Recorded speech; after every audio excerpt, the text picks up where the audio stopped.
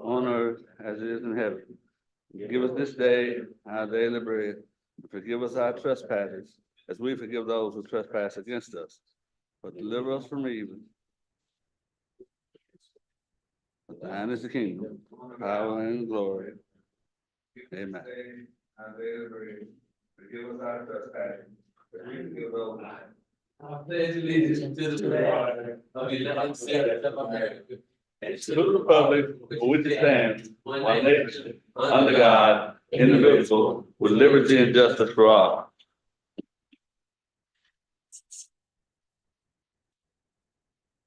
Yeah. How voted. Good afternoon, welcome to the second city council meeting of the month. Mr. Valley, well, we got one. When we get there, I get to it. What do you say, Mr. Mayor? We good. Okay, Mr. Mayor, we're gonna have one presenter by Zoom. Kelly Eubanks is dealing with the watershed project, but we're gonna deal with our guests A through E first, and then go to her after we deal with A through E. A through E, we have Ms. Mary Stevens for an update. Yeah, Mr. Bruce Hudson, who. Yes, we'll do that. Let's call, Madam Clerk, will you call the roll, please?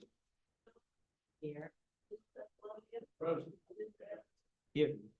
Ms. Davis? Here. Dr. Miller? Ms. Harris? Harris will be with us. No present.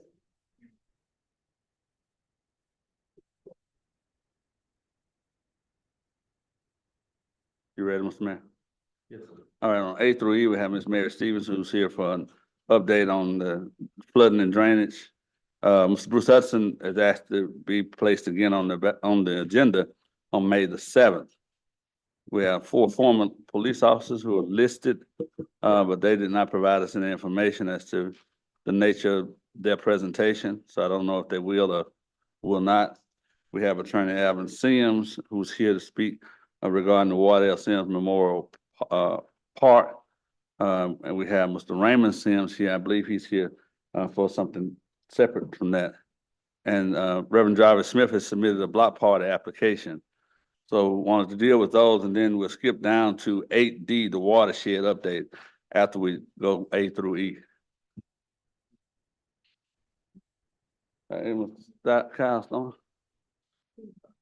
So I guess at this time, Ms. Mary Stevens is here, and I told her what I'm going to tell you, and that is that the city has, in part with city workers, in part with a contractor, cleared the drainage basin from Panama Road over to Ashler Street, up Ashler, across to Sam, across to Coanza, up Coanza, across to Baringo, across to Washington, up Washington, and from Washington over to West Street.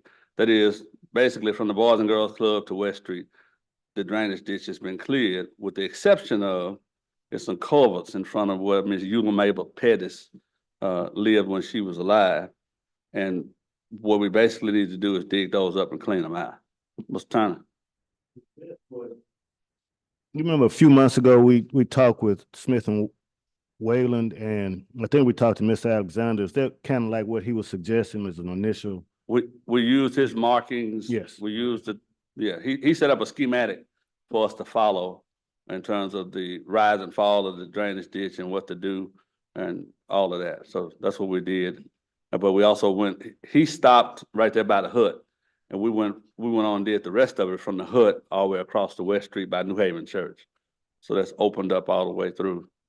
And the water flows pretty good, except it's on one side of Miss Pettis' house, the culvert is overrunning. On the other side, it's coming through like a quarter. So the water's not getting in. Once it gets in the culvert, it's stopped up. And Ms. Stevens is here, she can speak for herself, but I just wanted to give you that update. Ms. Stevens. Hello. Like Mr. Valley said, they did come out and do what they supposed to did, but the water is still overflowing in our yard, on our property. But the suggestion to me was to see if they can take those covets out and clean them and, put them back in or replace them. And that'll give it a water, it'll get the water flowing back, I guess, to where it's supposed to go, because I don't know anything about that, but, on the other end, I'm just trying to see when all this is done, because I have been here like literally so many times, to try to, once this is all over, I'm still trying to get the process of getting my floor remodeled. So that's, now I don't know what to do from here.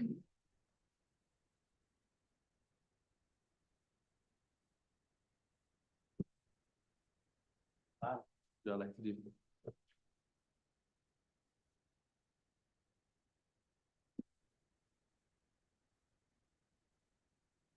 There any action you all like to take over business property?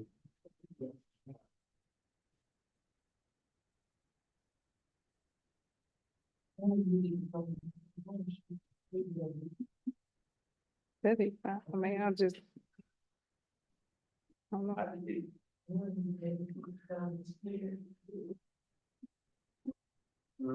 We could probably get it done within the next month, so. Within, so by the second meeting in May, we could have it completed. So we have to mark it and get it dug up and make sure we got the cost in order and all of that. Now, I did talk to a plumber, and they told me to get in touch with Mr. Tony Davis and try to see if he can build like a catch base. I don't know what that is, but I don't know. What is it, Mr. Valley? Because I don't know what it is. They just told me to ask to see if he could do a catch base for the water. I don't know. And that's basically, as I understand it, be a box that we can catch the water and hold it and slowly release it to keep it from flooding her yard. But that's something we'd have to talk with the engineer about. And we're hoping we can avert that by cleaning the culverts out. Either clean them out or replace them. All right. I guess we'll follow up on the second meeting in May, whatever date that is. Several, the 21st of May. May 21st, we'll come back. May 21st. May 12th? That's right. All right, we have Mr. Bruce Hudson, of course, that's gonna be May the 7th. We have 3 of the 4 officers here, but we need the city attorney, I think, before we address that. So at this time, we go to item D, Attorney Alvin Sims, and after he come forward, he has a presentation regarding the Wardell Sims Memorial Park.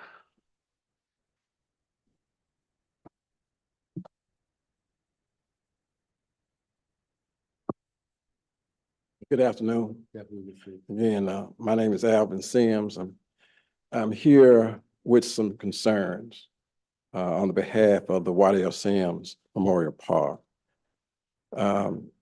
My brother Raymond is here. He's not here. He's not on the agenda today, James. He's here with me. Our family recently learned and was concerned, so we have some questions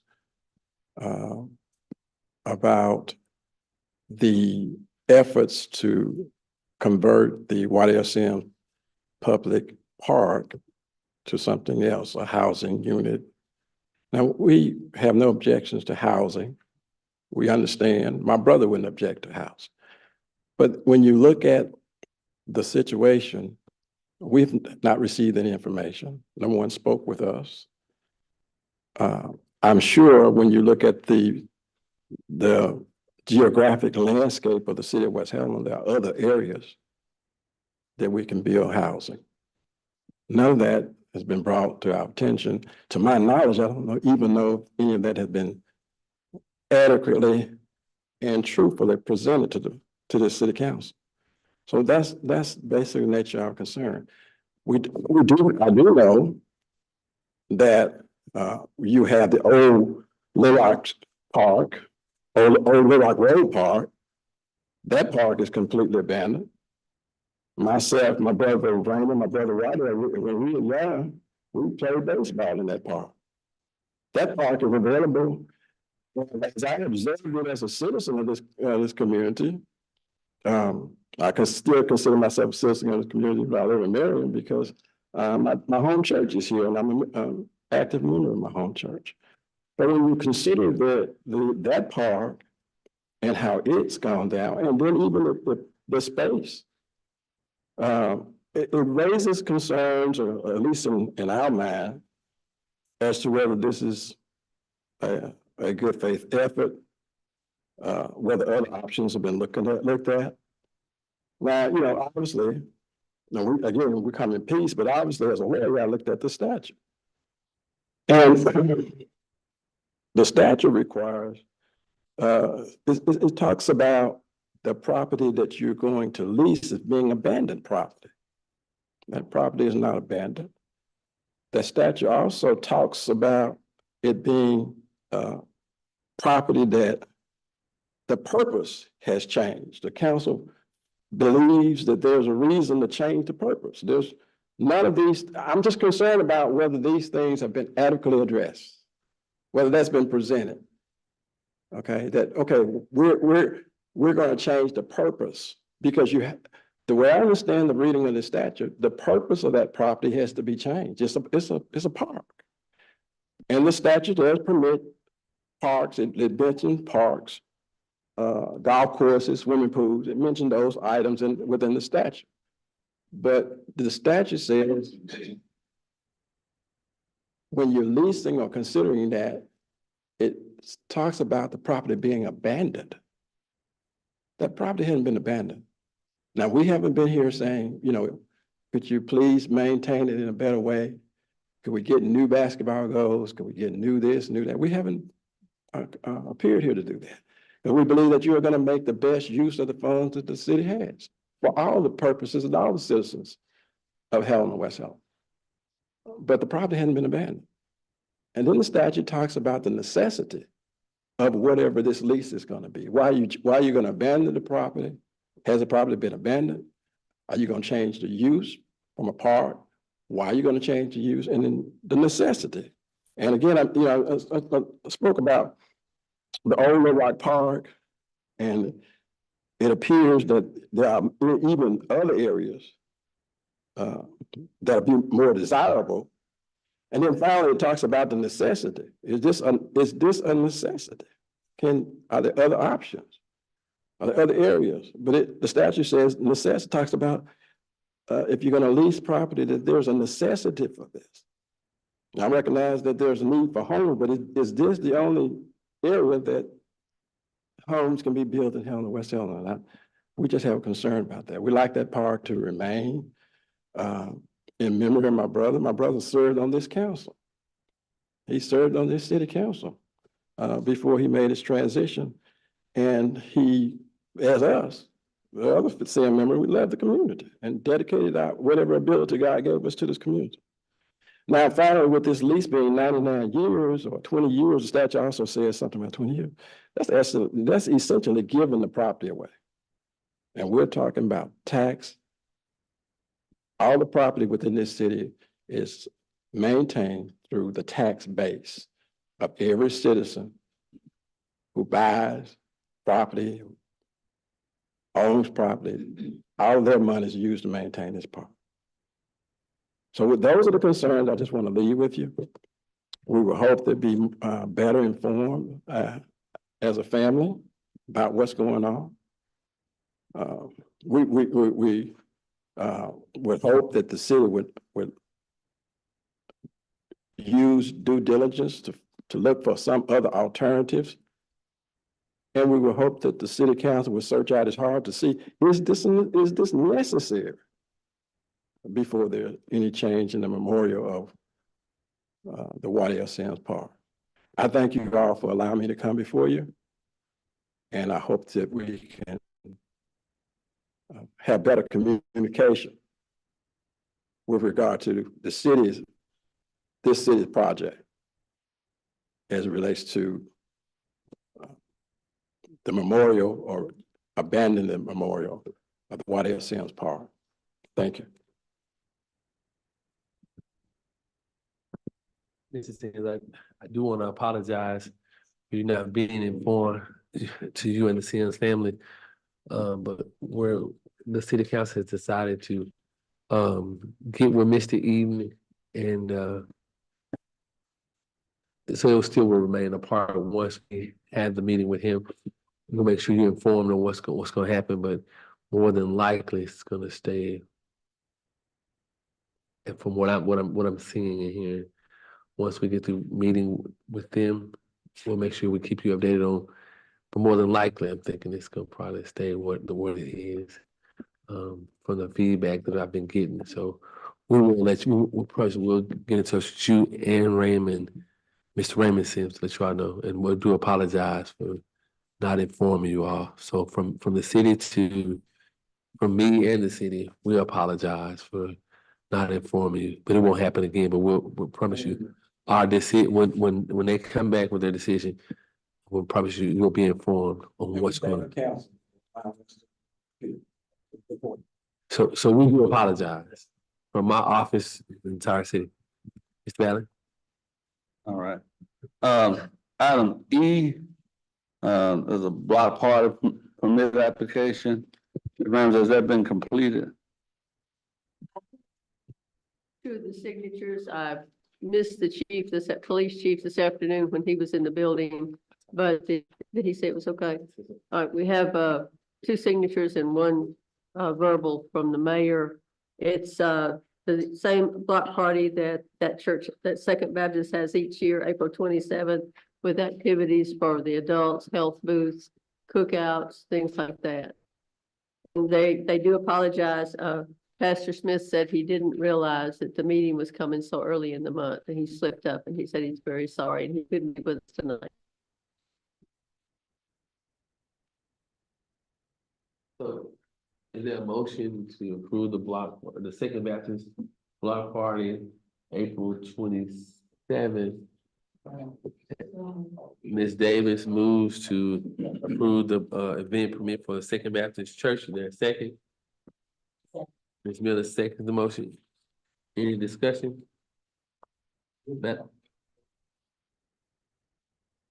Madam Clerk, would you call the roll, please?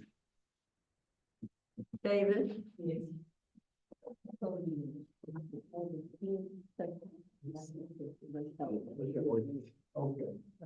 Miss Miller? Yes. Mr. Etherly? Yes. Mr. St. Columbia? 4 yes. Mr. Mayor, at this time, if we could go to the watershed presentation by Kelly Eubanks. It's fine. That's listed as item 8D. Yeah. At this time, we can go to the watershed presentation.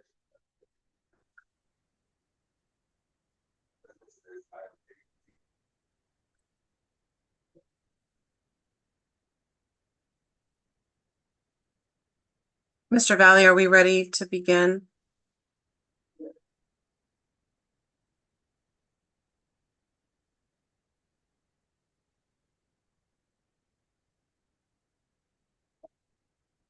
Yes, Ms. Eubanks, you may begin.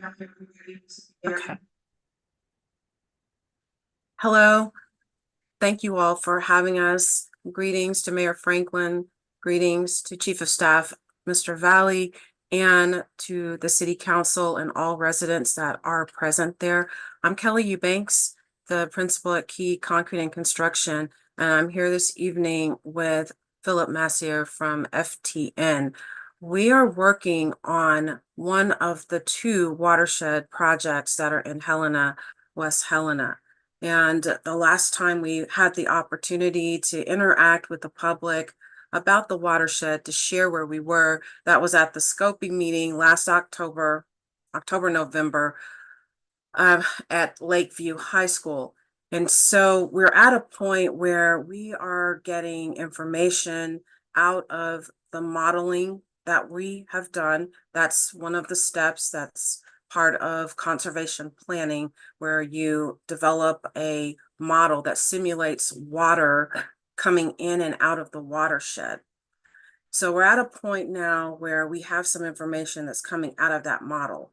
And we wanted to take this time to give you a brief presentation to talk about what our findings are so far. And we appreciate you having us.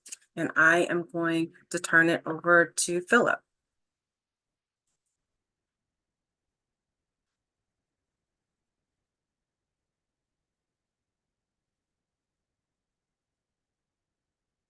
Philip?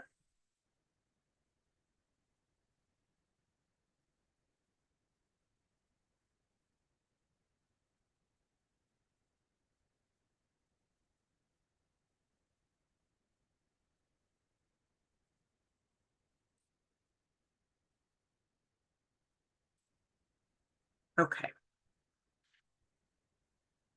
He might have had some technical issues. So while I'm waiting on Philip, I think let's first go back and make sure everybody who has not seen any information about the watershed that you're familiar with what we're talking about. So we are responsible for the planning process for Long Lake Bayou, Little B Bayou. There's another consultant that's working on Lick Creek. And so you can see the surrounding communities that are part of this watershed. One of the things that I think you'll find interesting, and it's a validation of what we've been hearing from you, the residents, and that is the flooding that occurs at Helena Crossing, also, well, other places inside the city limits, as well as flooding that's in the Elaine area. But we were going to focus our time today on Helena-West Helena and the areas within the city. Is everybody present familiar with what a watershed is?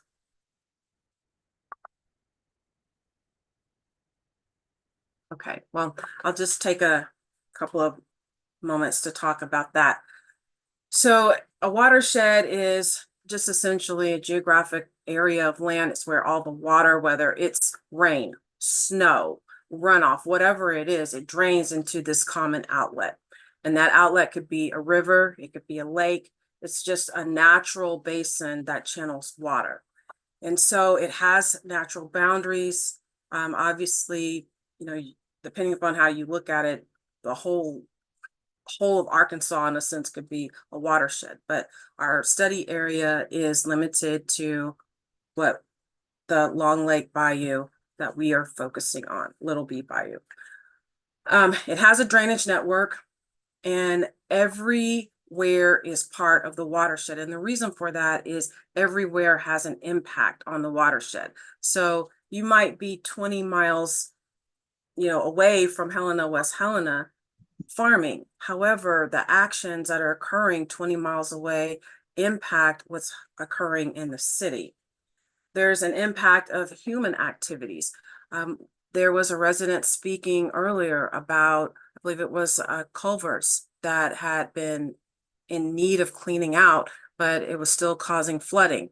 And some of the culverts or ditches that we've seen, they might be overgrown, they might have trash or things in them that's obstructing the flow of water. And so these are things that have an impact on the watershed.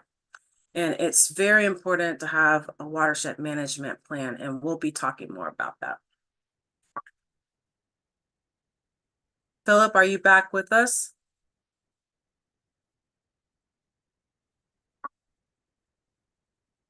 He's trying to reconnect. So I'm going to just keep going because I don't want to take up too much of your time. But in the context of talking about the model, we're going to be talking about storm events. And why is this important? You might hear terms like a 100-year storm event. What does that really mean in the context of watershed planning? Well, here's why it matters. 100-year storm is not very likely to happen. However, when it does happen, it's a critical storm. You have mass flooding. There's usually, you're calling in maybe National Guard, you're calling in outside resources. It's a major rain event or flooding event versus a 1-year storm, the probability is much higher than that happening, and you're not getting as much rainfall. However, when we start to look at an infrastructure of the city, one of the things that you have to consider is, even though you might have a smaller rain event and a higher probability of that rain event, it can still have a major impact on flooding within the city limits or outside of the city limits because of how the infrastructure is established. So we get a chance to see what this looks like from a modeling perspective. Philip, are you reconnected? I'm here. Okay, great. Well, Thank you for. in the interest of time, I went ahead and went through storm events. So I think this would be a great segue for you to pick up and talk about the model itself and share some of that information. Oh, sure. So let me, I'll share my screen here. Okay. So I come back here again. In fact, actually, let me start with, well, actually, that's probably the best place to start here. So, as Kelly said, we've got some results coming back from our model, and we just wanted to kind of show you some of the stuff we're looking at here. We're also starting to identify alternatives. Okay, now we've got these, simulated flooding depths throughout the area. What do we do about it? And so one of the things we're looking at is, where's the water coming from? And so this is a picture, just kind of most of the city of Helena, not the entire area, but you see some of the water depths. This is from a 10-year flood. Now, Kelly talked about a 100-year flood and a smaller one too.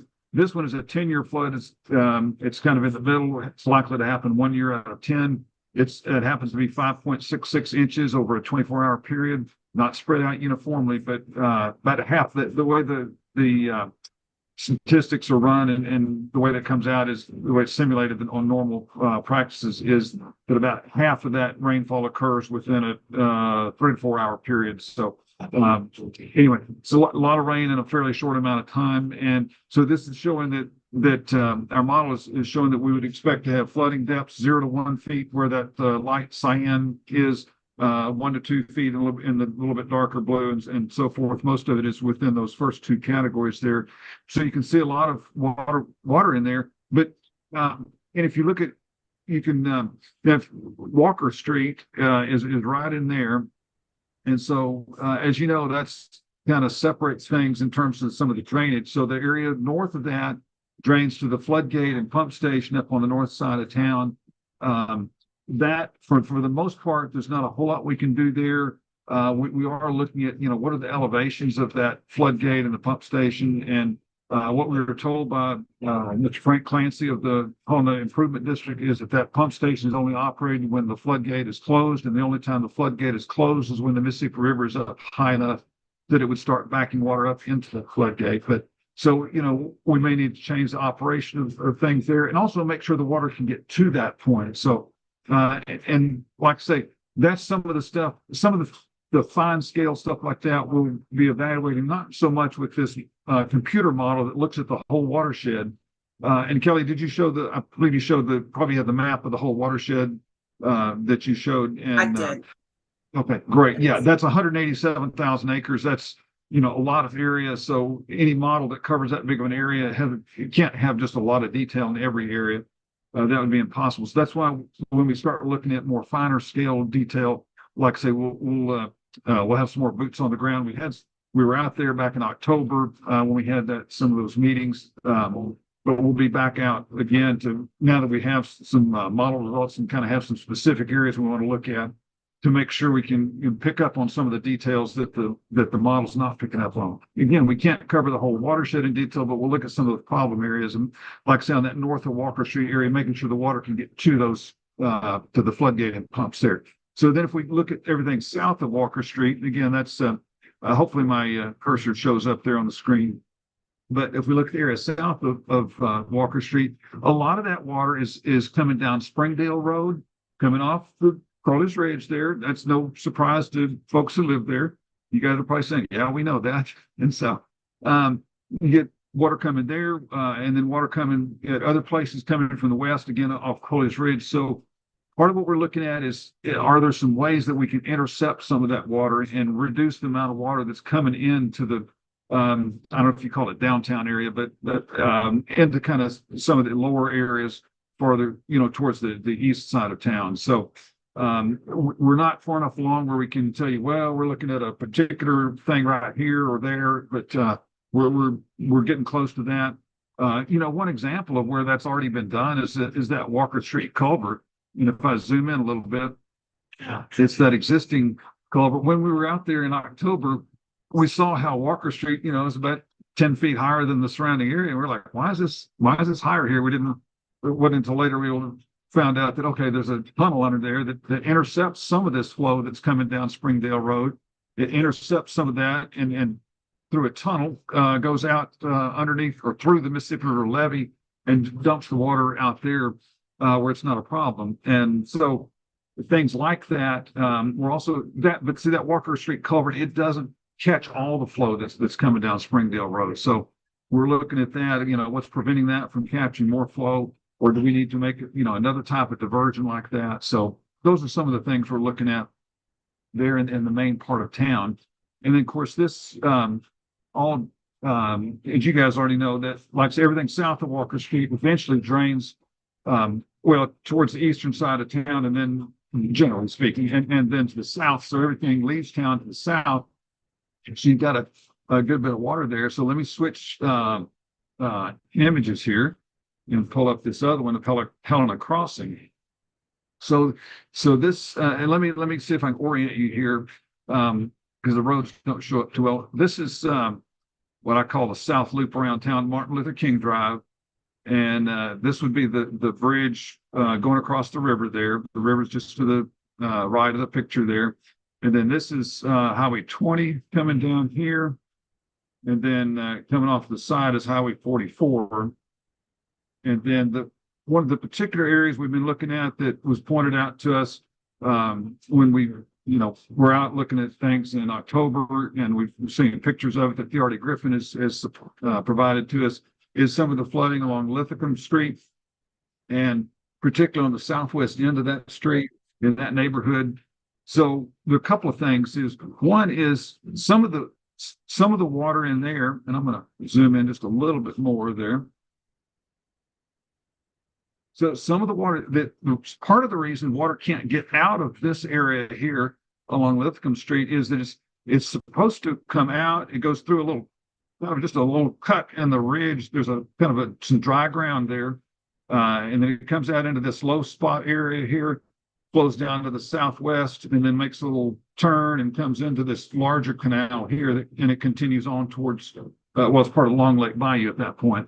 And keep in mind this same, let me start from the upper right corner of the picture. This canal is coming out of Helena. So it's carrying all that water that's drained off Coolidge Ridge into town that didn't get intercepted by the Walker Street culvert. That's all making its way down and continuing to the south and now to the southwest, picking up more runoff as it goes. So it's carrying a lot of flow. And most of the flooding, like in this is an agricultural field here, most of that flooding is water coming from this canal here. It just kind of overflows into the fields a little bit. Well, more than a little bit. And also the water is coming out of this canal and overflowing into this low spot area right in here, which backs water up onto Lithicum Street. So in order to get rid of the water on Lithicum Street, you've got to get rid of that water that's just downstream of it. Of course, and that whole process goes on.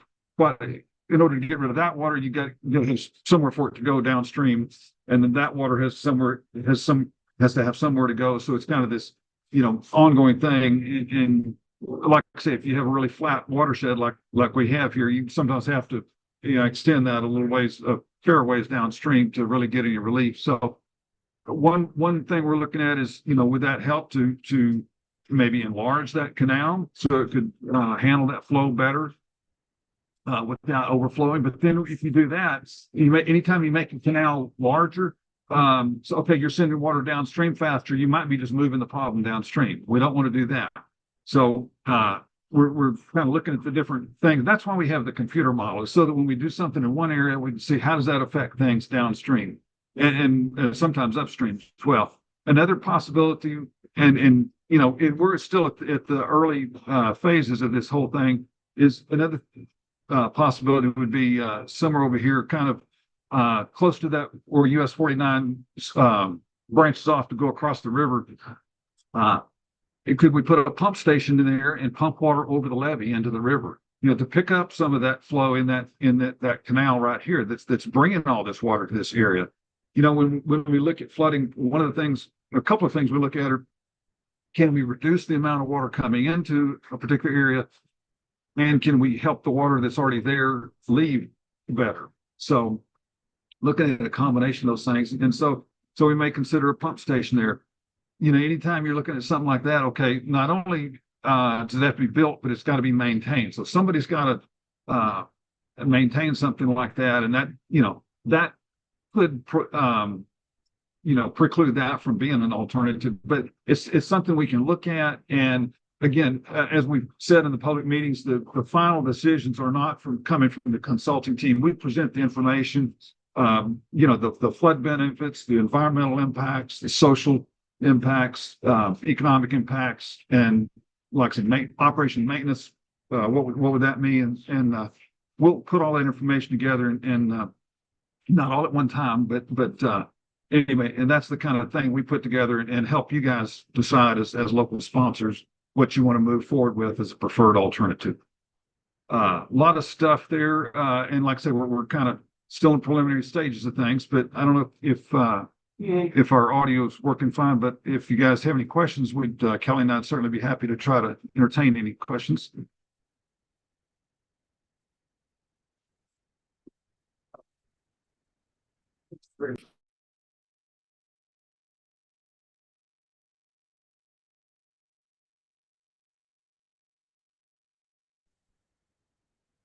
Not at this time, Philip. Kelly. Mr. Valley, it's hard for us to hear you. No questions at this time. Okay, no questions at this time? Right. Okay. Well, just a couple of points I want to make, and that is, you heard us talk about these are early or preliminary thoughts. You also heard Philip talk about a couple of options that would be considered, and you know, that can be simple things like the low-hanging fruit of clearing out ditches and culverts, all the way to something more complex like a pumping station. But we're still in the phase of understanding how water is coming in, how it's flowing in and out, and coming up with alternatives to be considered. But what I really want to hone in on is the fact that this isn't us saying to you, this is the solution, this is what needs to happen here. We are going to be finalizing this model, presenting to you thoughts, recommendations, but it's equally as important for us to hear any thoughts, recommendations that you as a community have.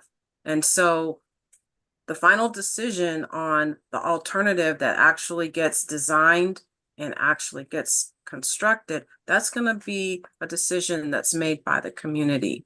Obviously, we'll have all of our recommendations that are science-backed to help with that decision making. But I just want to make sure that everybody understands that going forward, you know, there will be a lot more discussion around what we're finding and the alternatives. And in fact, over the next, I would say starting from now, going into June, late June, that's going to be the period of time where we're talking heavily about alternatives, particularly as we get more information.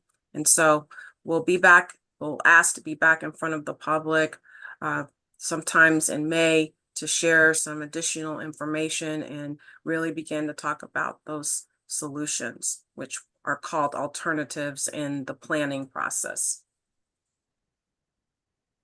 Is my mic open?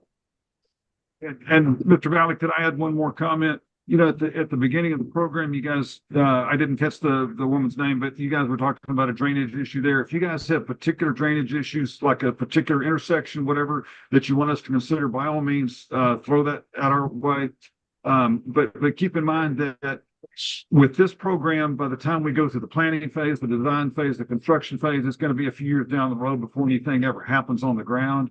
So if it's something urgent and you have the funding to do it, you'll probably want to go ahead with it yourself. But by all means, feel free to point those things out if it's something you want to be considered in this program. Yes, sir. Thank you, Philip and Kelly. One quick question. That Lithicum area has been a persistent flooding problem for a number of years. So as part of the alternatives that you may present, would some of that perhaps be relocation of the people who live there by purchasing the property at value and asking and relocating them to another place that's not flooding? That is an alternative that can be considered, and that's something that it's called a non-structural alternative because a structure doesn't have to be built, but absolutely. That might be one of the best solutions for that particular area.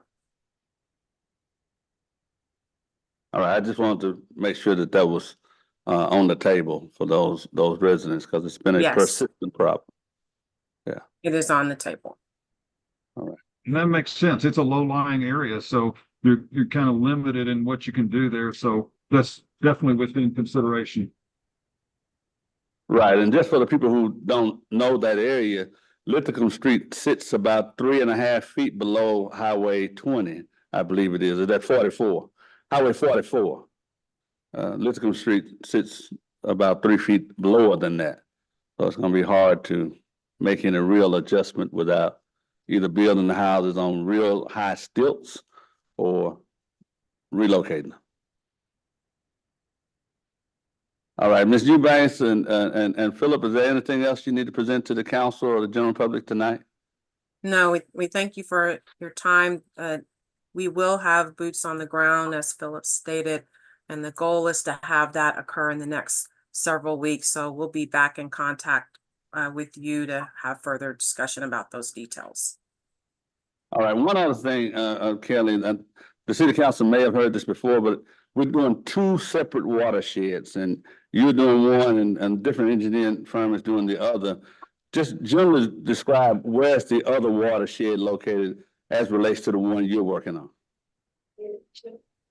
Philip? Yeah, the divide between the 2 watersheds is, I can't think of street names off the top of my head. I was looking at this earlier, then I lost my web page, lost that tab on the web browser. I was going to flip over to it earlier, but anything that drains into Caney Creek is in the other team's watershed. That's iconic because dealing with Caney Creek and everything that drains into that. So that's like Central High School, the Phillips Community College, all that area that drains that direction is part of Iconic's watershed. We're just dealing with the stuff that drains back to the east towards, well, what I would call towards downtown Helena. Right, so Caney Creek is likely to divide between the 2 watersheds because it's a creek that runs right through the center of town. Yes. Yes. Yes, Okay. but the other point that I do want to make to the city council and the residents is that, yes, there's 2 separate firms, 2 separate teams that are working on the 2 watersheds in Helena-West Helena. That being said, early on, we recognize that none of this is in a silo. So our technical teams are in contact with each other. We have communication, sharing of technical information, and we're both talking with the conservation district. So just want you to have some comfort in knowing that any solutions that we recommend will be considering the flow of water and how it impacts that other watershed and vice versa. All right, any questions from the body? All right, Ms. Eubanks and Philip, I can't pronounce your last name, I'm sorry. But we appreciate you and And certainly, get you a good cup of coffee in McDonald's.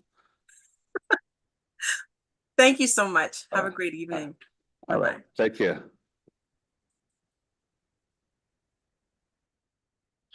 All right, on Mr. Mayor, you ready? Okay.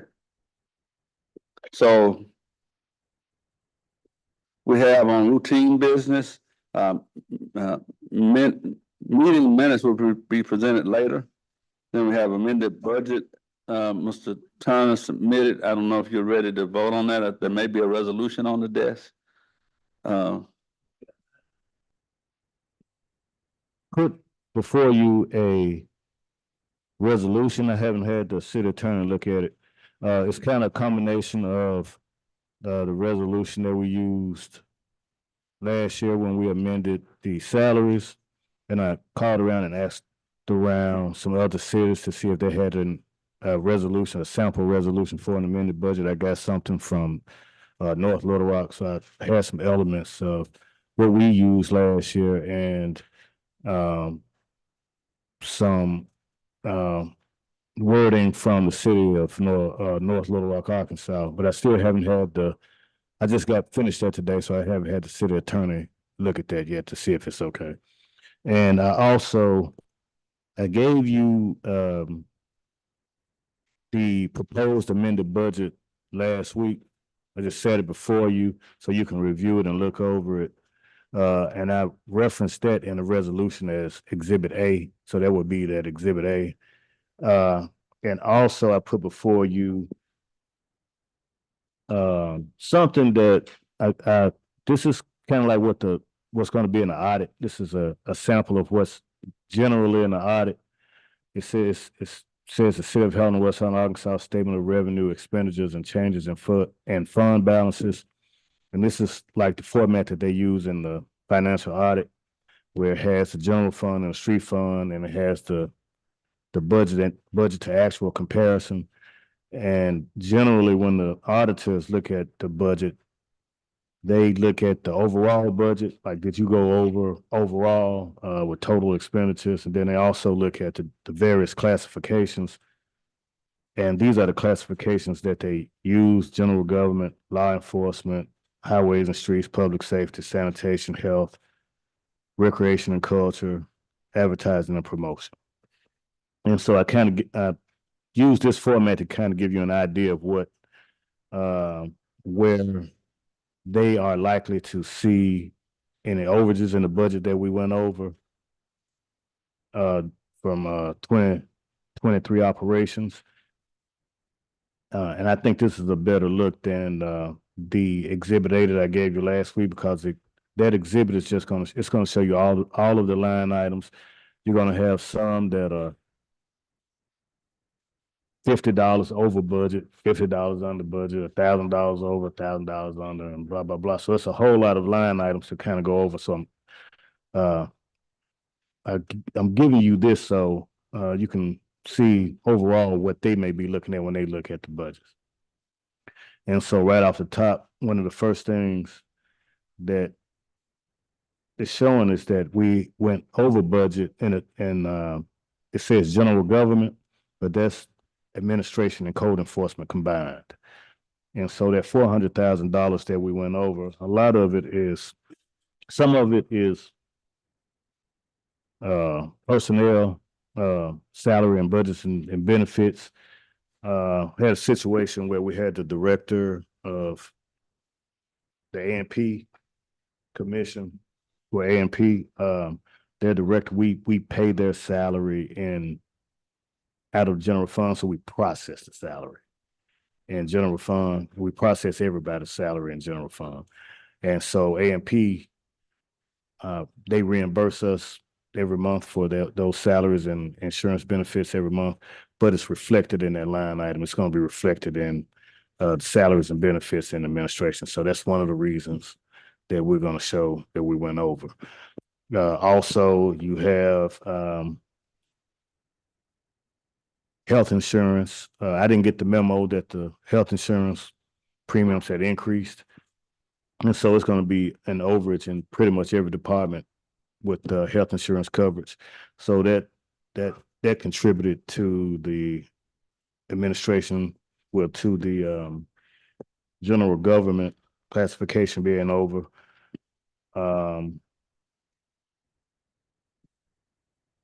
We had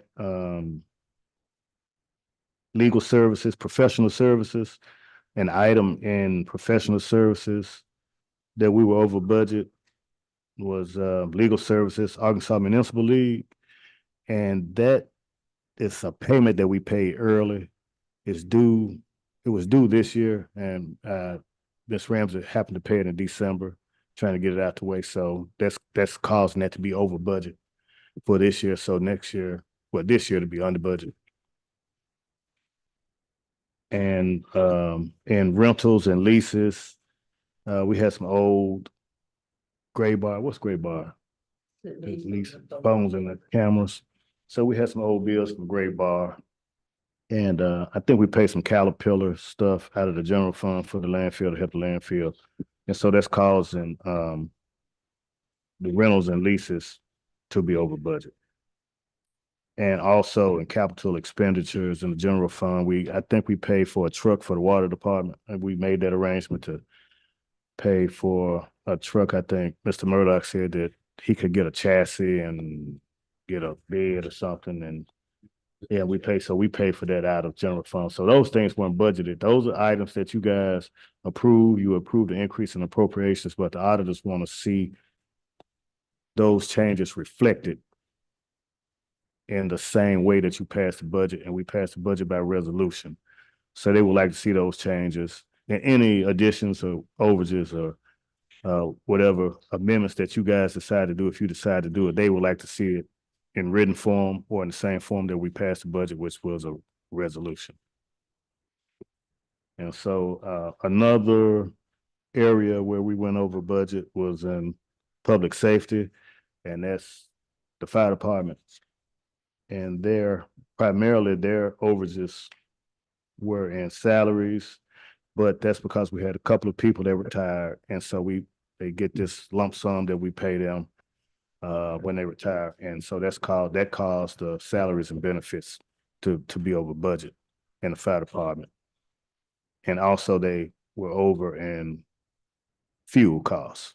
And I think every department that uses fuel extensively, fire, police, sanitation, street, landfill, all of those were over in fuel. So I don't know if the fuel, it was just costing more or whatever. So all of them tended to go over in fuel as well. So those were the primary costs in public safety, and that's the fire department. And another area was the street department.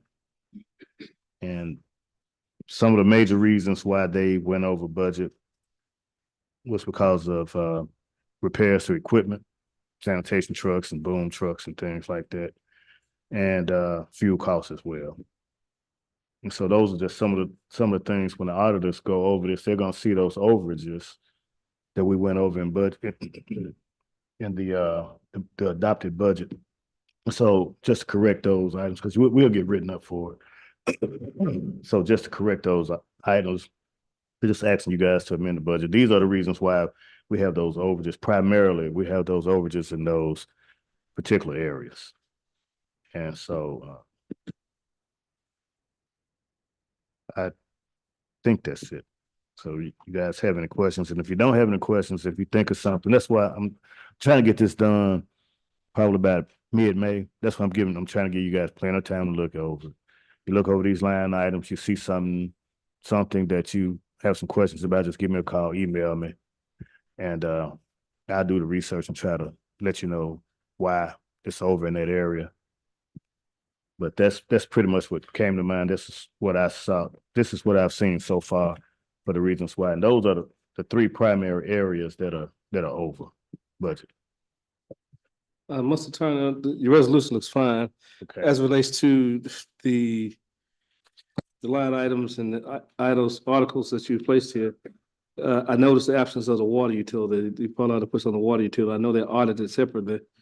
So when we get the engagement letter from the CPA and they begin that audit, and then we'll start that process then. it's, you know, so we can do the water department when that audit begins. Now, what you have, Mr. Valley, is just this right here. I gave them an amended budget last week. Right, I'm saying, no, so the amended budget that you gave me does not have water in it. That's what I'm saying. Yeah. And they need to make the appropriations and whatever changes for water as well, that's what I was saying. Yeah, but I'll do that separate when that audit commences. So I'll just come back later on to do that one. For sake of the city councils, the budget can be amended even after the end of the year up into the time of the audit. So anything that you approve is approved and be considered the final action for last year's budget. And you could do that up until before the conclusion of the audit. Yes, Mr. Miller. Municipal League, do we make those every month or is that quarterly or Which one? the two for 25,000?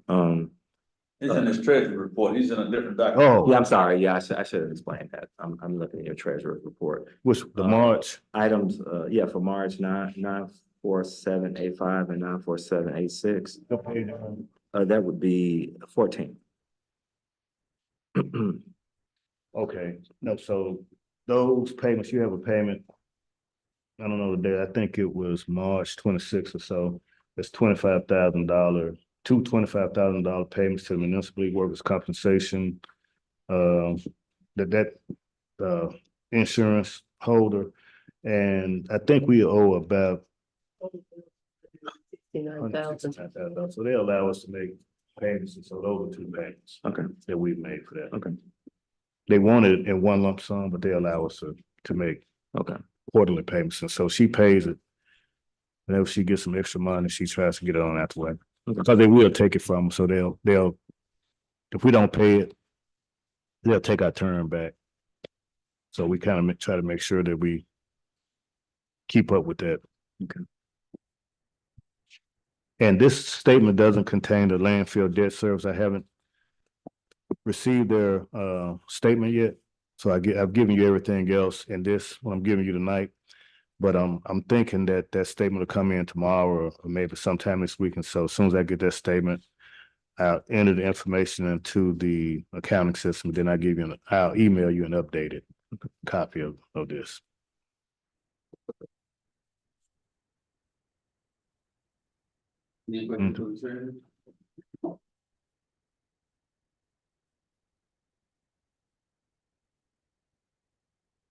Now we're at item 7A3, ordinances from the city attorney.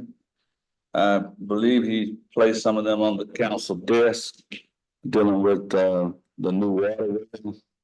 The council met last week and passed an action that needs to be memorialized in a ordinance. And I spoke with our engineer, Mr. Ken Whalen, today, and things are moving forward as we would like for them to. But to keep that momentum going, Jones would like for us to pass the ordinances and authorize the mayor by passing those ordinances to enter into the contract for like $956,000 for this well. And the $956,000 is only part of the cost. The total estimated cost is $1.4 million plus or minus 50,000. And there's a contingency of about 10% in there. So it may come down a little bit less than that to about 1.2 million for this well to do 2,000 gallons a minute, which would provide all the water that West Helena part of the city would need from one well.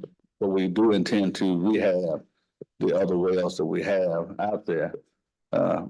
So I believe the city attorney has that ordinance ready. Yes, this is ordinance before you. Madam Clerk, what number ordinance is this?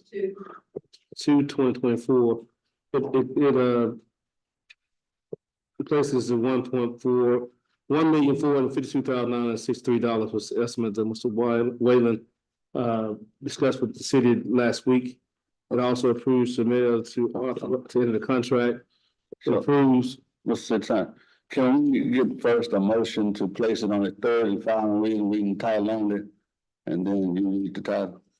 Yeah, I was reading the title, but I was explaining what it approves. I understand. I didn't have to. Can we get that motion?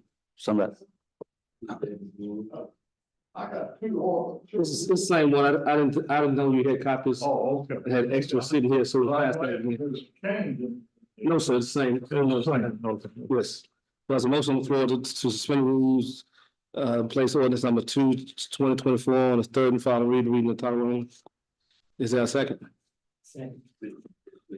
Motion. Any discussion? St. Columbia, Yes. Dr. Miller. Yes. Ms. Davis. Yes. Ms. Miller, Yes.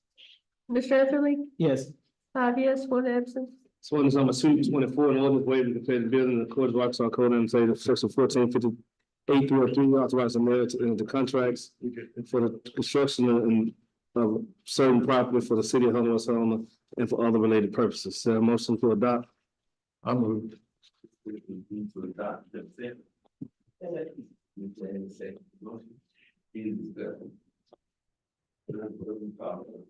Dr. Miller. Yes. Mr. St. Columbia. Yes. Ms. Miller, Yes. Mr. Etherly. Yes. Ms. Davis. 5 yes, 1 absent.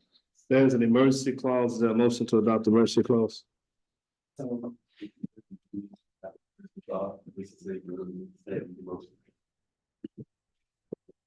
St. Columbia, Yes. Eric, Dr. Miller, Yes. Ms. Davis, Ms. Miller, Mr. Etherly. Yes. 5 yes.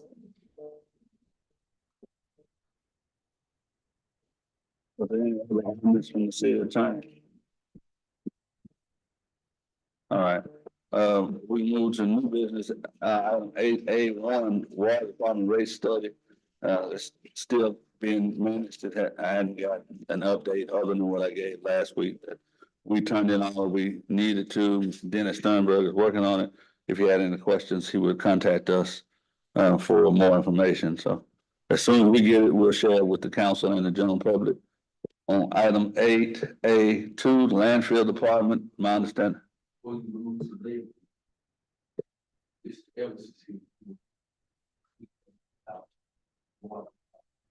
Yes, sir, I was gonna bring him up, but we can do that now. Mr. Evans.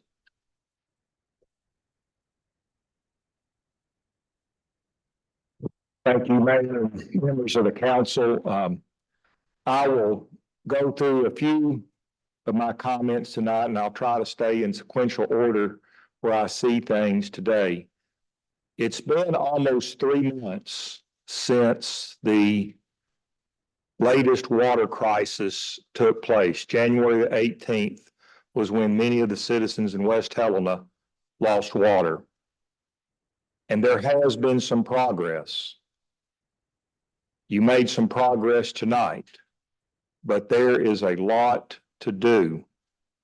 And one of the things that I want to speak to, because things like the well that was approved tonight under the emergency conditions, things like other wells that we hope can be approved when we're not in a crisis situation, these are the kinds of matters that it'll take a combination of loans, grants, the rate study that's been referred to, all of these things will have to be done. And in order for us to be most effective, to be able to receive the money that is needed to pay for these things, there are certain things that just have to be accomplished. And again, the rate study is one of them. And I'm glad that it is in the hands of Arkansas Rural Water. One of the things that I don't know about tonight is whether or not the publication for the request for qualifications for the civil engineer for the longer term work has been done. Does anyone know, has that been published in the state paper? Okay.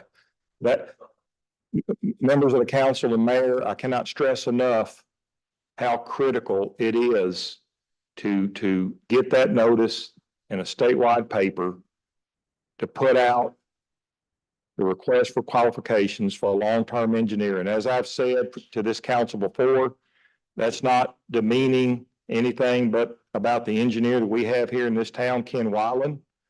But when you get out of the emergency situation that we're in, and I hope we're getting out of that phase, longer term planning, we're talking 5-year planning, 10-year planning.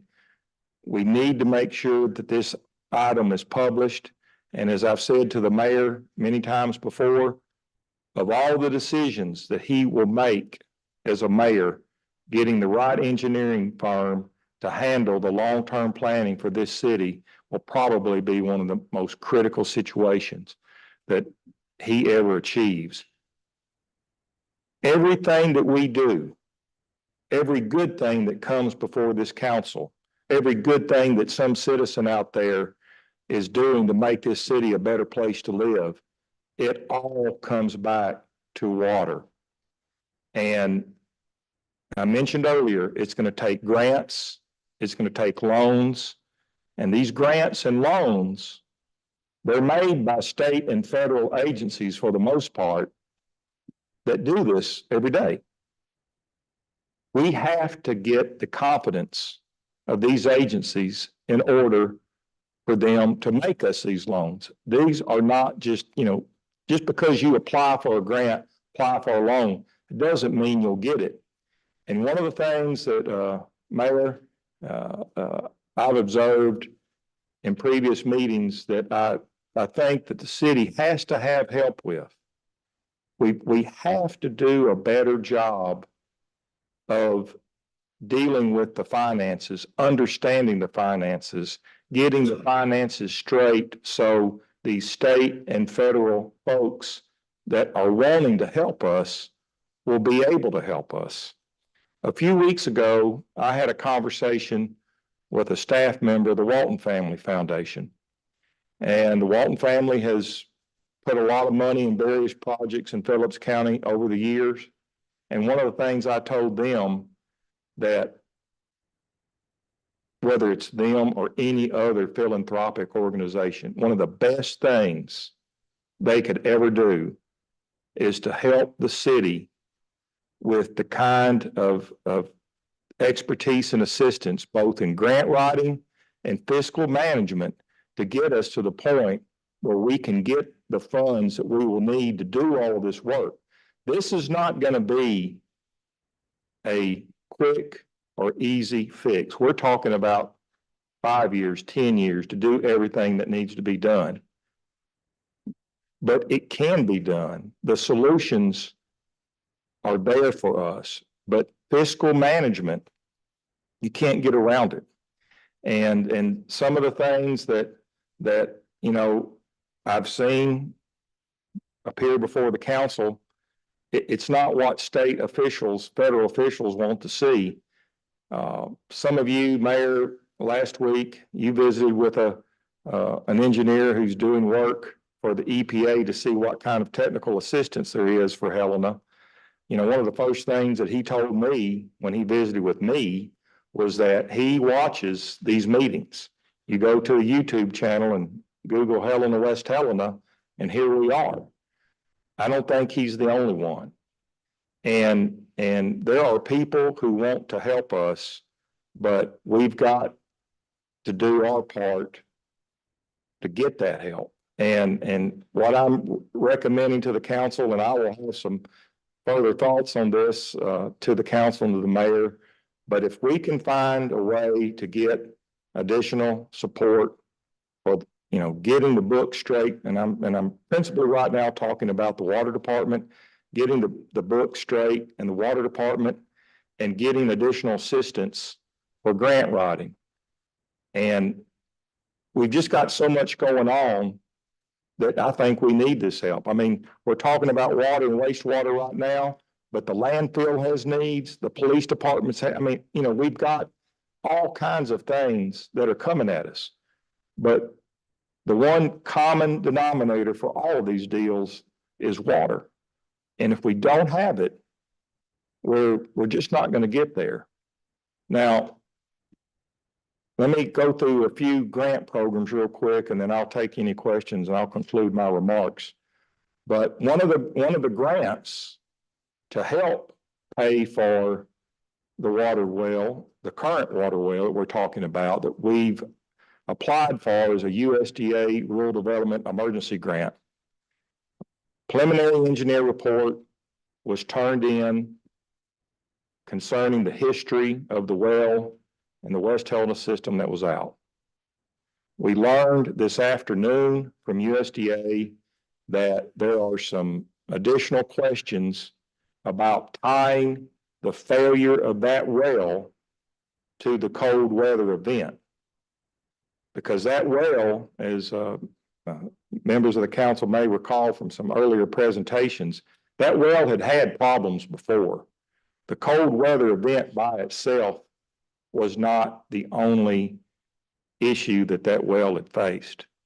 But we're going to have to go back to Mr. Ken Weiland to see if there's any additional information that he can provide USDA on if the cold weather event had a major impact on the failure of that well. And that may be some tough sledding. That may be some tough sledding, but we're going to have the opportunity to do that.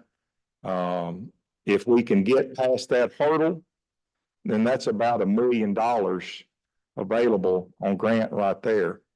In the event that that program does not work out, one of the things that I recommend to the city, and there's already been some preliminary background work done on this, it was with the Delta Regional Authority.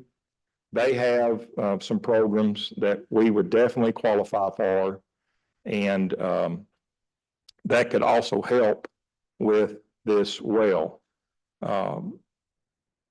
You know, you need to always have more than just one trick in your bag to deal with these situations. Those are two things we're looking at. Getting a little bit away from the well, but and why some of these other deals are so vital to our future.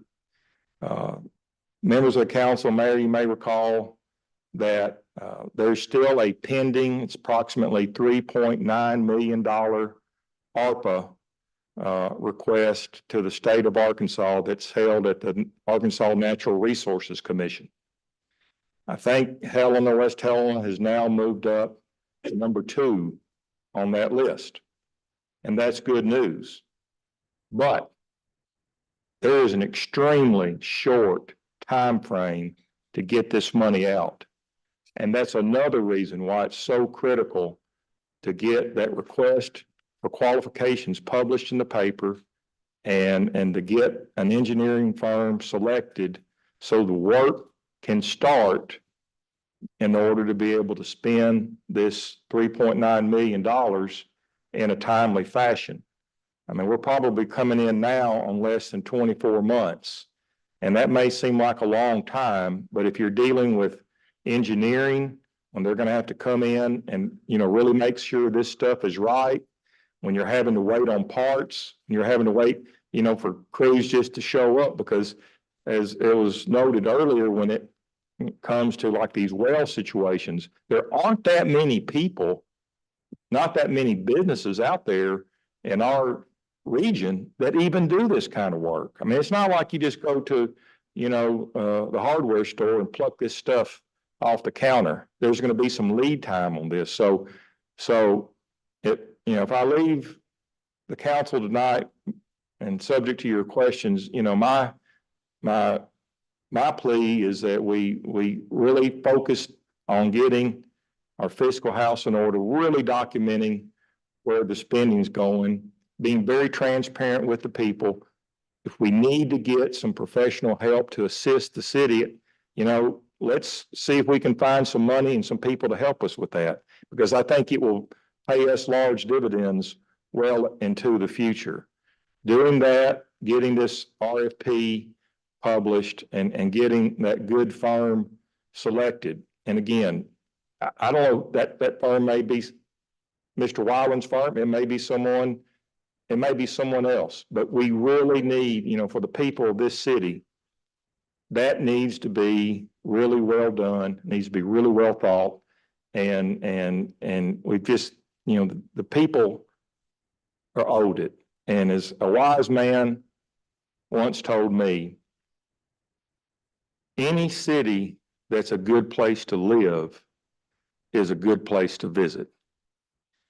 And I think for the citizens of this community, we need to do our best for them first. And if we're doing that, We help our business community, we help our tourism industry, but it's gotta be in the mind of the citizens first. So Mayor, that's my report tonight, subject to your questions or questions of the council. Thank you. Thank you. Thank you, Mr. Edwards.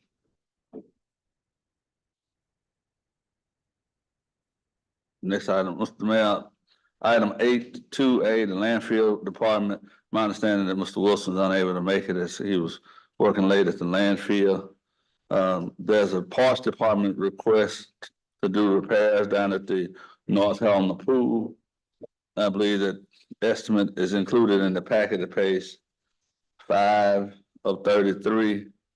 Materials, $8,700, $8,800, and the labor, $10,500. That's one quote is under $20,000. And I don't know if you intended to get any more quotes or just present this to the council as it is, but this work has not been done. Who's doing the labor?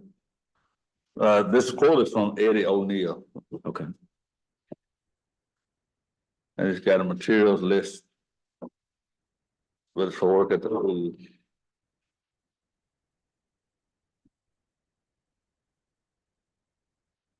Now that the application was written, they didn't do permission to go more than see if they would help us with it if they're at work. So I'm just gonna, what's going on with this, so next month, I go forward, I'll let you know work with him. That'll be for us. That's what I did. How long, I mean, for that labor, that's just to get the pool up and running? Or is that throughout the duration of the pool, this pool season? So inside, we've been toilets, shower, all this stuff there. Okay, So it's repair all. okay, I got you. Mr. Miller, I don't know if you have it, but he's got a quote here. Yeah, I was sitting there looking at it. Oh. Yeah, I didn't do my printout, so I was trying to read it on my phone. So- Yeah, well, it's roof repairs, installing 6 commodes, install, remove and replace 2 vanities, it's doing the showers. Replace all the damaged drywall, finish it and paint it, repair the high diving board, it's needing welding. Repair the ceiling and office space, cleaning, pressure wash the pool, that area is needed. You paint your concrete tables and to clear the area of unused materials. And then he had a material list here with about $5,400 in paint alone, and then you got toilets about $800 and some other items like that in that list. You're talking about 20,000 plus paint. Approximately. What do you say now? We're talking about $20,000 plus paint. No, that 20 includes the paint. The paint is in the $8,786. Okay. At least that's how I understand it. I hadn't talked to anybody about it. I saw what you see. No, I thought the material list was was in reason. I was trying to figure out The labor. the labor costs, but I didn't realize it included all the other stuff too. Like the roofing and all the other. And what I can do, Doctor, is get an explanation and share it with the council. And of course, if I email more than one councilor, I need to email the press, but a good explanation of what that is, how they derive that labor. All right. You got item 8B, 1 and 2, A&P commission appointments. As I understood from the clerk, we was to submit this to you all tonight. They just need you to vote on it before the end of May. And that's up to this body. But Mr. Matthew Harvey, a 1-year term ending in May of 2025. And Mr. Staley, a 2-year term ending in May of 2026.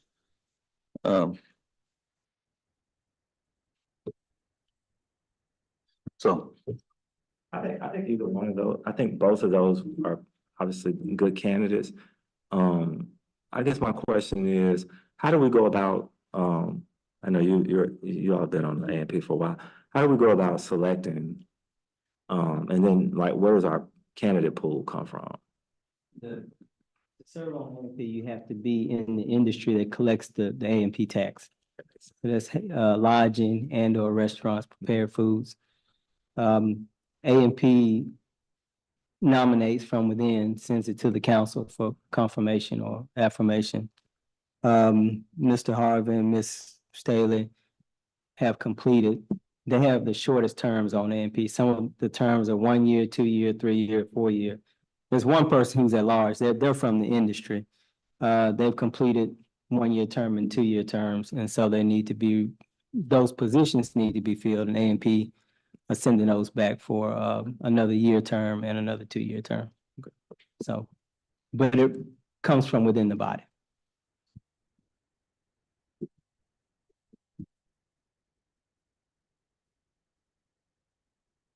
All right, you need to take action tonight or do it later, just by the end of May, I think is when it turns up. If we go on to 8C, the status of the Helena Community Center at Miller Street. Is that something you're doing, Mr. Mayor? Yeah. Over at the community center, there's been several organizations saying that they wanna use the building, and I think from the previous administration, we had Kevin Smith, like let Bishop Steve Cannon use the building. And we have, the city has no contract, no anything with him. And I think that the city needs to have something with whoever used the building, because we're paying utilities and no one is not paying utilities, but the city, light, gas, whatever that is. And at some point, I need you all to see what would you all like to do with the building?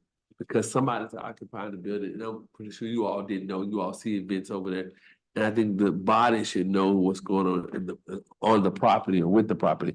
And if you want to continue to him use it, there is Elder Roger Smith from Helena that runs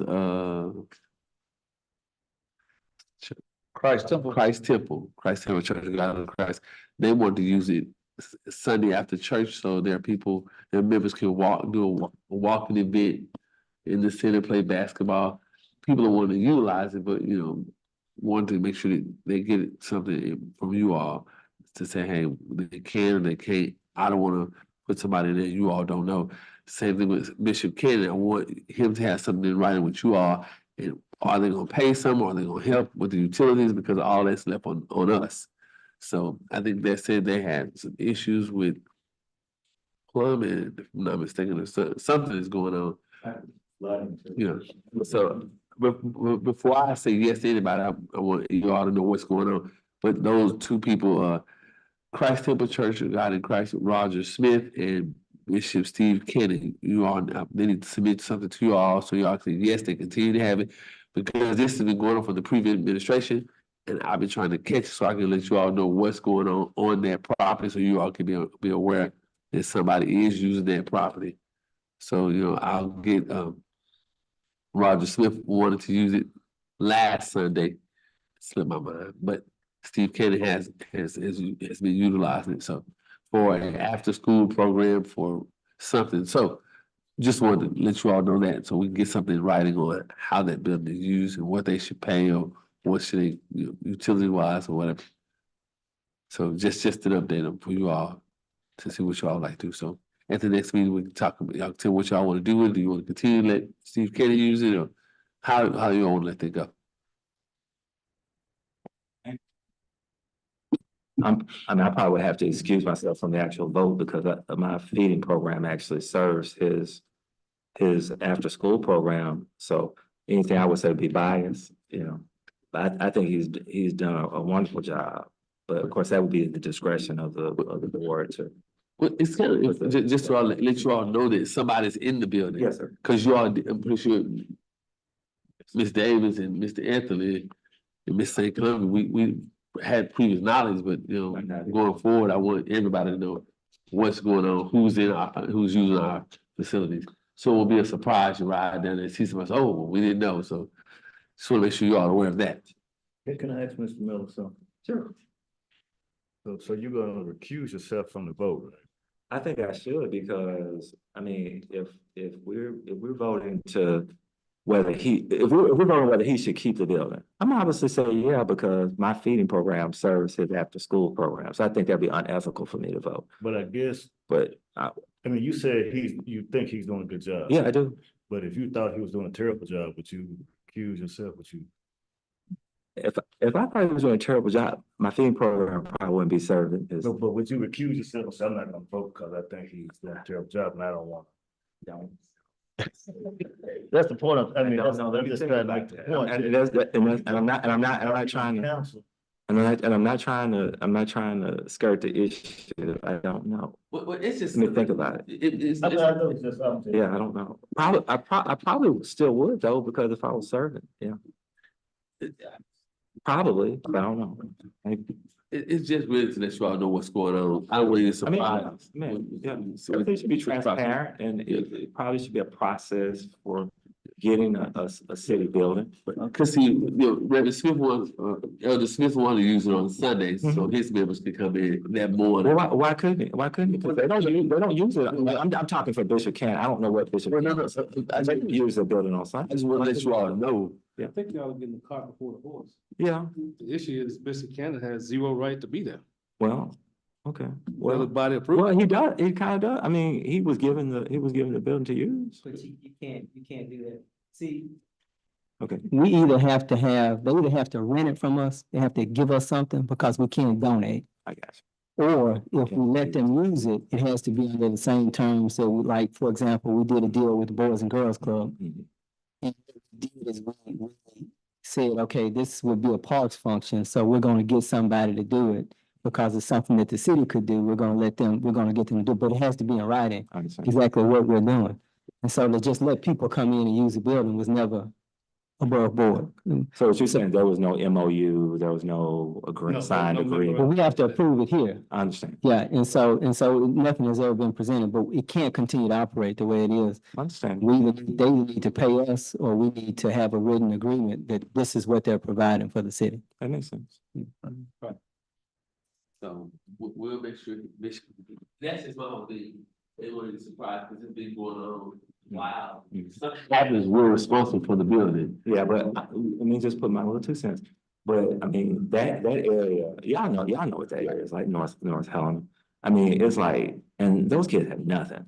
And if there was not, I'm just gonna put pull my violin out, but if that center was there would be nothing for those kids. And they look for it, and them kids literally are running to that building.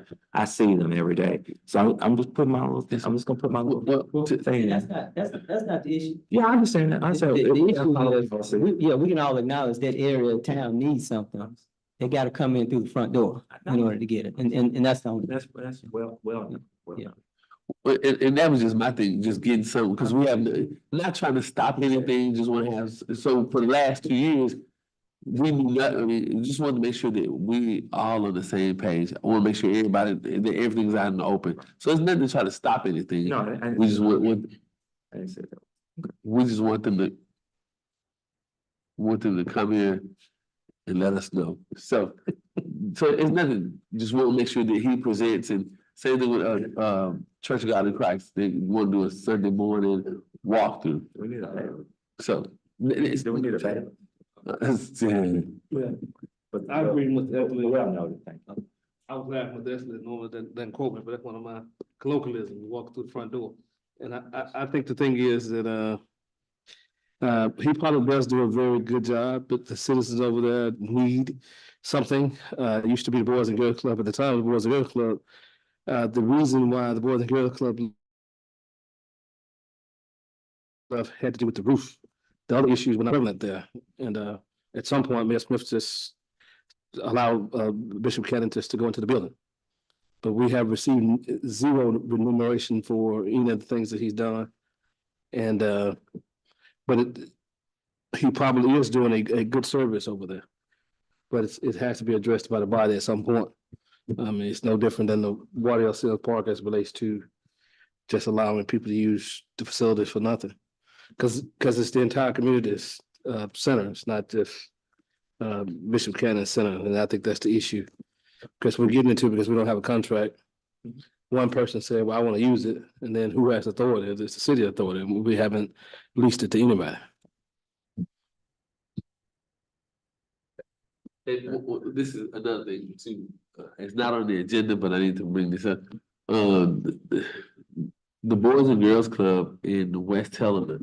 We had a contract to give them what, $1,000 a month, Ms. Ramsey? That's correct. So instead of giving them that, on our city employees will cut their baseball field because last year it looked horrible.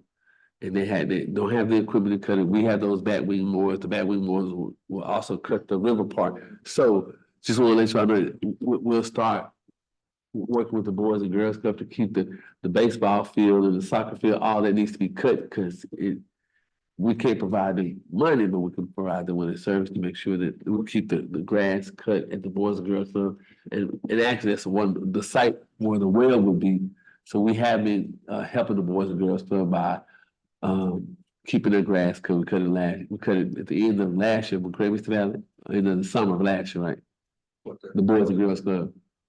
Oh, yeah, we cut it last year. I believe we used the bat wing. Yeah, We got the bat wing. So I just want to let y'all know that we may not be paying any money, but we're gonna do a service to make sure we keep that Boys and Girls Club up. And so what's next, Mr. Valley? Mr. Mayor, I believe that's the entire agenda with the exception of 6C, and that's the 4 police officers who provided no information for the council to review. So I don't know the full nature of what the presentation is or is to be. But we've gone through the agenda except for that.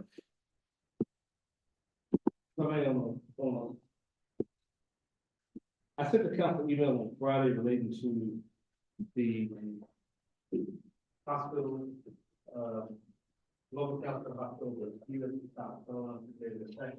and then review it, and then the next city council will discuss it. It's over 100 pages here, and I need to review it. But I just wanted to give you some updates to there being responsible to my email with the dog. Right now, back to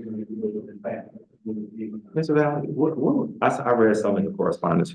What is the terms of our obligation now? I mean, because wasn't that deal supposed to be settled by December 31st? It was supposed to be settled by December, and the council supposed to give an extension. And Sure, how long? they wanted to do a study of the building and settle it. They just.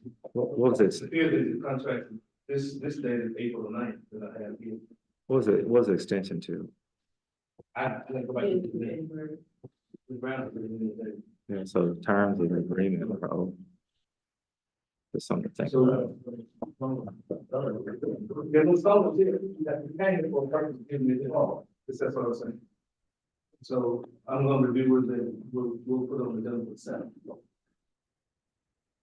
That's next year. 7 is the next, unless there's one call before then.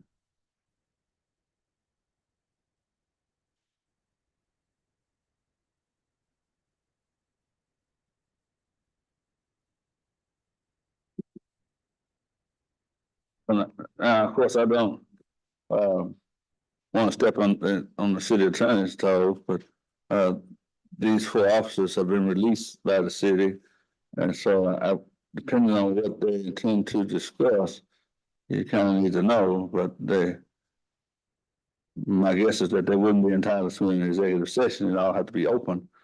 And I don't have anything in writing to tell you what they want to talk to you about, so I don't know.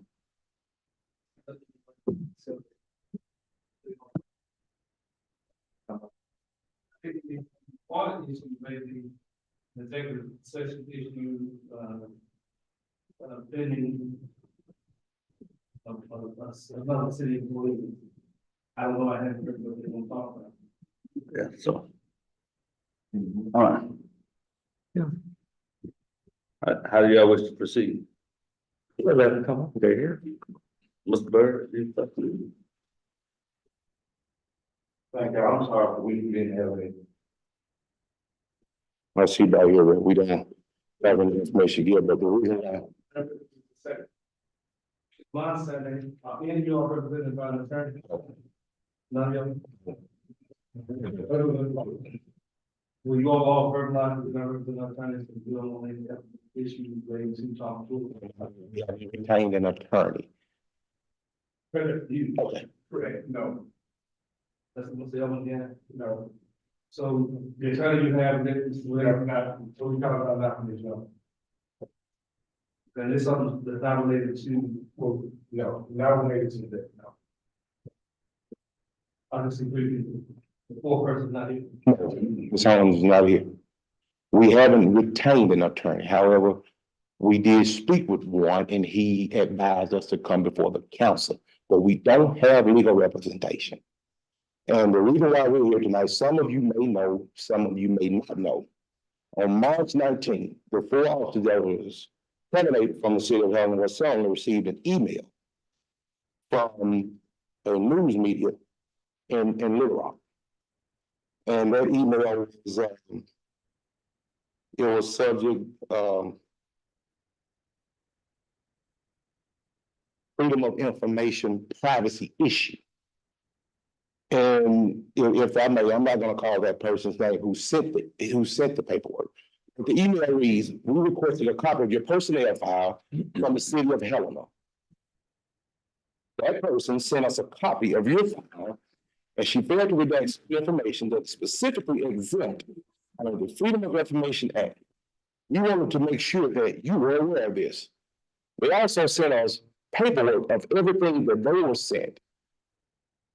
And it contained our personal social security number, my home address, my personal email, my birthday, my psychological evaluation, FBI background checks. I spoke with the guy who requested the information from the news media. And we stated, man, we shouldn't even have all this stuff. Our thing is, with all information floating around there, specifically my social security number, once that stuff is used, it falls back on us. We have to pay attorneys. We have to go through all the rigmarole to try to clear us once somebody uses our information. I don't think it's fair to us for our personal information to be floating out there the way it is. However, since the termination of us, some of us have had issues. I've had letters put on my door, threatening letters, but I never reacted to it. My question is, how can the city compensate us for this right here? What can they do about that? And us speaking with an attorney say, hey, go with the council first, see what they say, and then you retain an attorney. I can't just say, okay, my stuff floating out there, I'll leave it alone, I'll go to bed, good night. I can't do that. This is my personal information.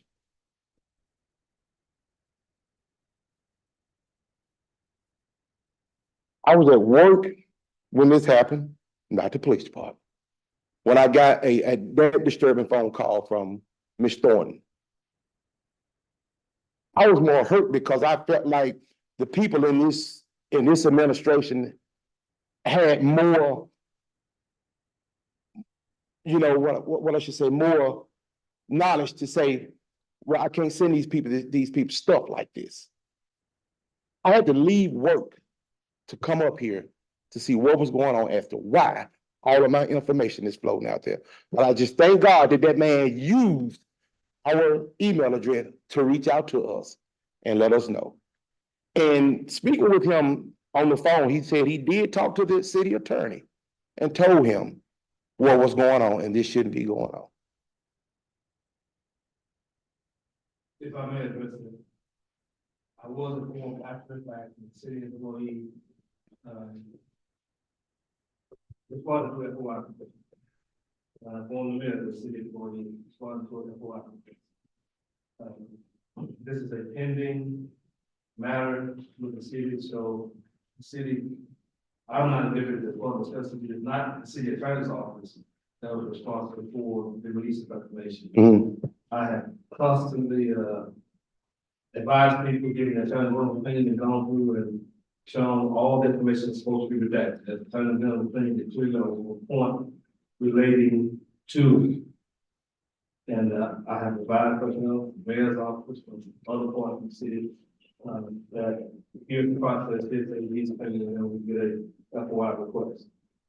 And so, the lawyer did talk to me after the fact that, he said to be released, and said he was going to give it to the officers. And that was the conversation I had with him. I'm not able to talk about all of that, but it is a ongoing city issue that may come on. It is an ongoing city issue that may come before the body in some form of executive session, etc. And so, at this point, it's not for the council taking action until the mayor has approved whatever action he's going to. And my thing is, if you would, I know myself and Ms. Thorne, we're gonna go get LifeLock. Man, when your stuff floating out there like that, and somebody, I know people who went through that. And it took them 6 to 8 months to try to clear their name because someone used their information. I'm not just saying so mad about it, I'm hurt about it because it was somebody who should have known. That's my stuff. That's our stuff, our information. It's bad enough we went through what we went through, but then have to deal with this on top of it. We could get bills or something coming up now, and we know we didn't use this stuff. Put yourself in my shoes. That's my information.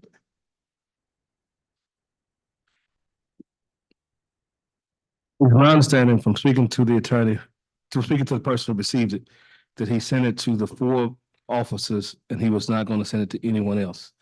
At the same time, as I said, I've addressed the issue with the mayor. And whatever actions the mayor take, mayor, no one has the authority to act but the mayor.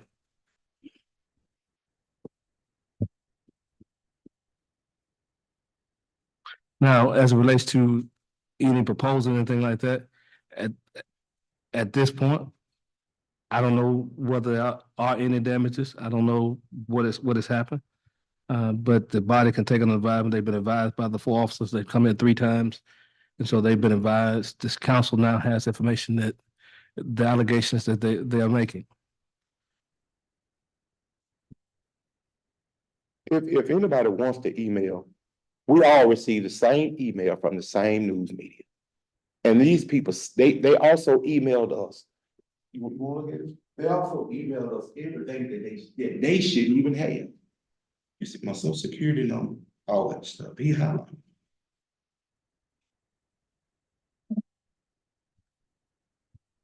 And I specifically spoke with him on the phone, the same guy that the city attorney talked to. And he said, man, we didn't even want it in paperwork. We wanted it on a email or something like that. He said, but they sent us a box of all y'all's paperwork.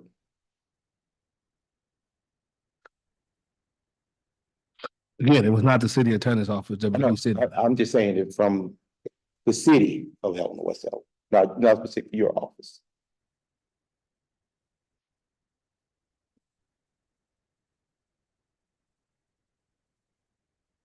And once again, like I said, we haven't retained an attorney, but he said, I'll speak with y'all, give you some free advice. Go to the city council and see what they will do to compensate y'all. He said, then you move forward with legal representation. And that's what we did. That's why we brought it here tonight.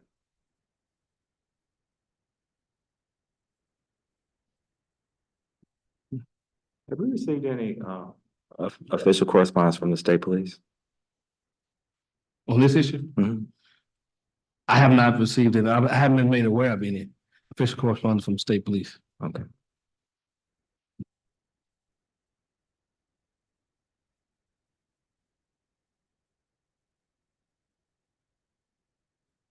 I guess my feelings are just sort of all over the place because there's a part of me that understands that, you know, we're in a in a waiting period as far as resolution with the other situation. Yes. Correct.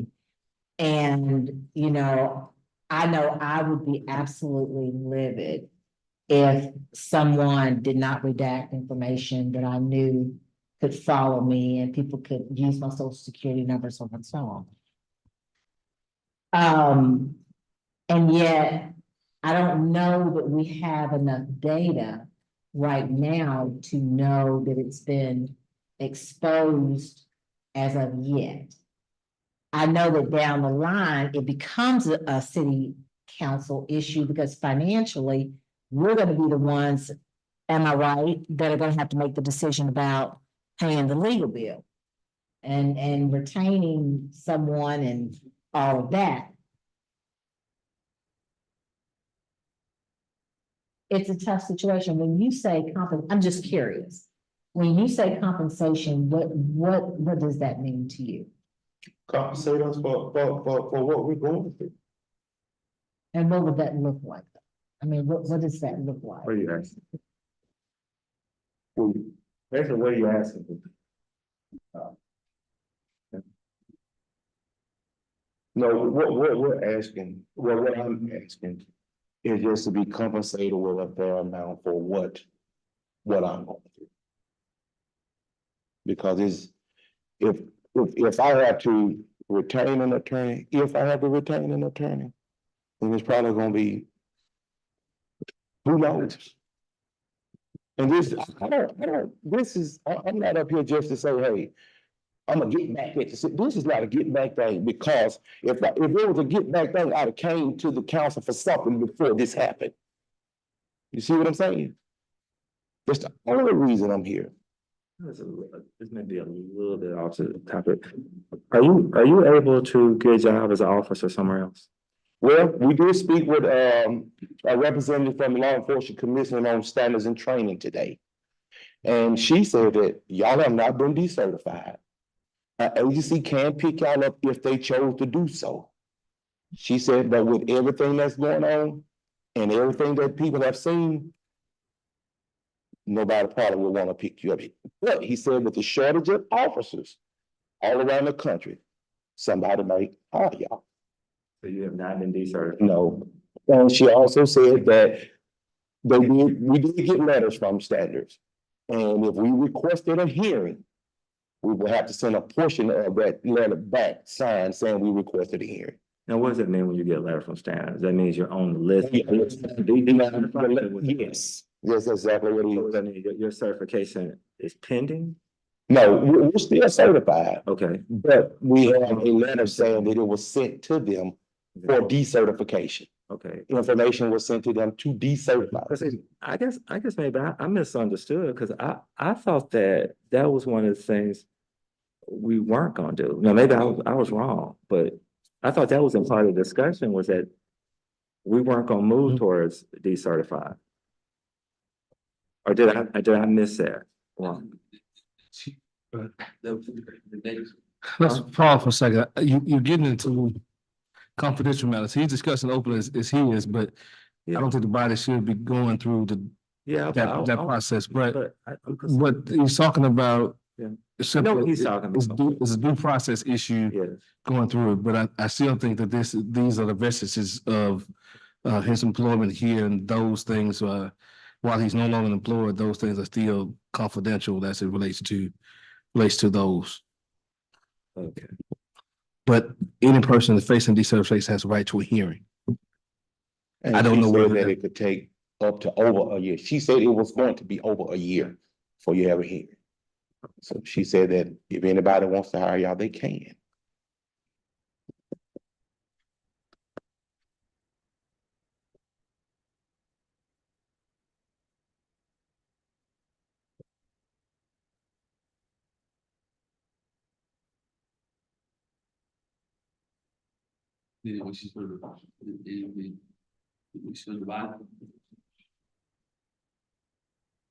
I think my heart goes out to you all. I mean, but I'm not a lawyer, and I don't want to go against the advice of our city attorney. I mean, You know, because yeah, but I do understand. And I would hope that whoever did that, was written up, on probation or something was done about that. Because that's a big deal. So I'm hoping that they were disciplined. But Any more discussion, Mr. Bird? Good job, Bird.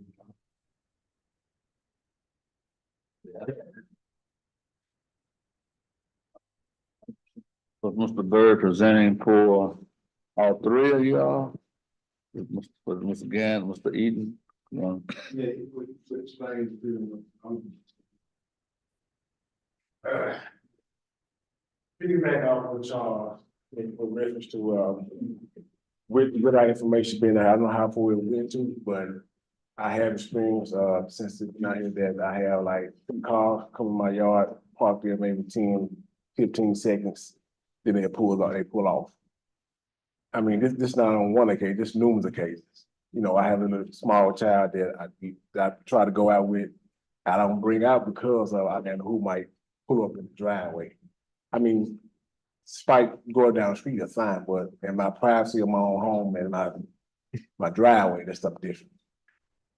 And so, only thing, you know, with the situation we got going on, I understand that it's out there, it's cautious, you know, I understand how you want to put it, but my privacy is my privacy, is how I'm looking at this.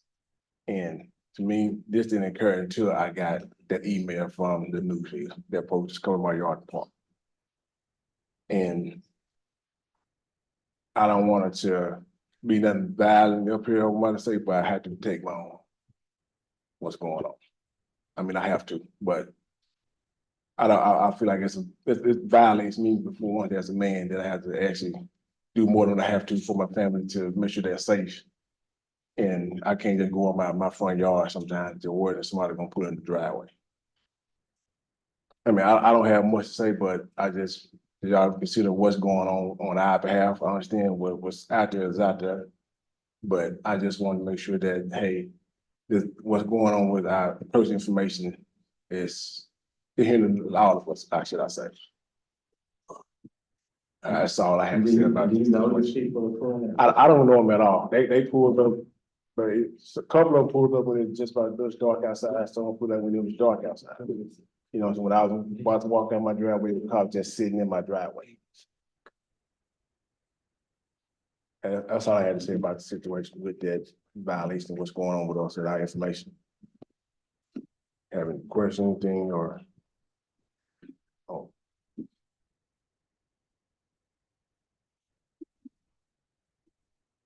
Mr. Eden, Mr. Gant didn't have anything to add at this time. And I would imagine at some point, as the council deliberates on what is to be done, there are some services out there, including LifeLock, that could be purchased that would assist with the protection of their private information. And we won't publicly discuss what happened with that employee, but at some point, I'm sure the mayor will reveal to you the steps that were taken as it relates to the employee who has not been named tonight. But we all know who that person is. And that's the agenda for tonight. Thank you.